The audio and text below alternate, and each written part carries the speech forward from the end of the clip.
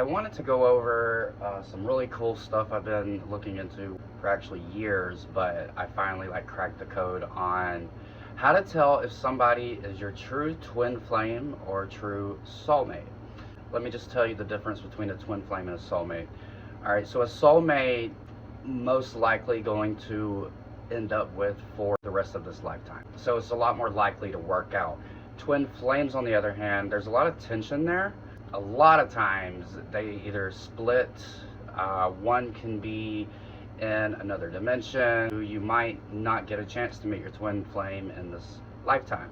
But if you do, and you do break apart, you'll never really actually get over that person, if that makes sense, because it's a twin bond. It's almost like a split of the same spirit. When you're considering what a twin flame is and what a soulmate is, and you want to say try out the person you're dating and look up their chart, see if they match, understand that it's very, very, very rare to find the two components for both that have to match in your lover. So don't feel discouraged. You know, there's a lot of other factors that play in, like your Mars, your Venus interactions. If you want to get down to a soul level, because even Eros, because we're going to be using Psyche and Eros, those are the two fated love planets, relationship planets. Eros being like the erotic lover, but still on a soul level, and Psyche being the soul, the anima. Also, the numbers you're going to want to use on astro.com when you're putting in additional asteroids and stuff. For Eros, you're going to use 433.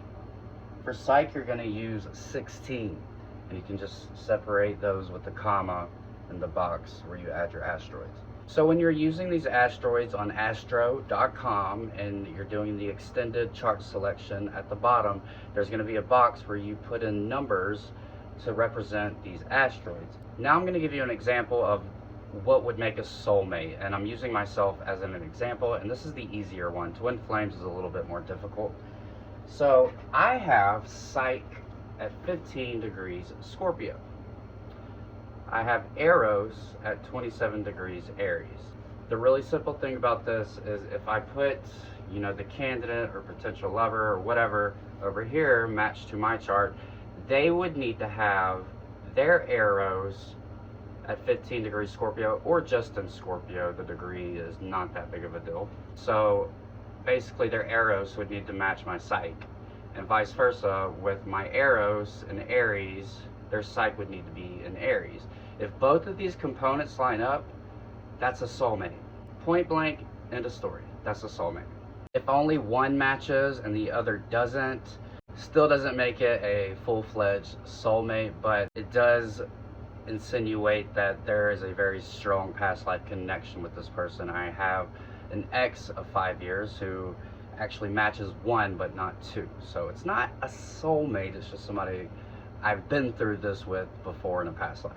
So with the twin flame example, again, my Psyche is at Scorpio, 15 degrees. My Eros is at 27 Aries.